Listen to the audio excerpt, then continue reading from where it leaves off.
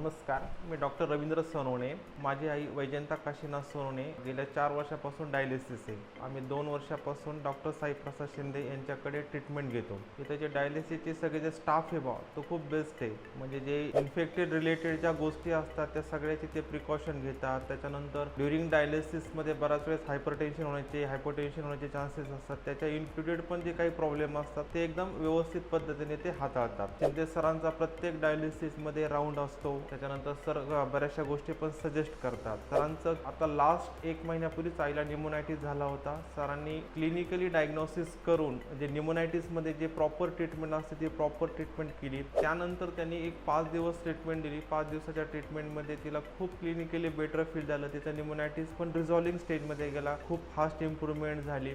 बाकी thank you very much doctor Saiprasad Shinde. Also thank you very much dialysis staff, mainly Krishna sir, Prem sir, Amol sir, Rahul sir, Omkar sir.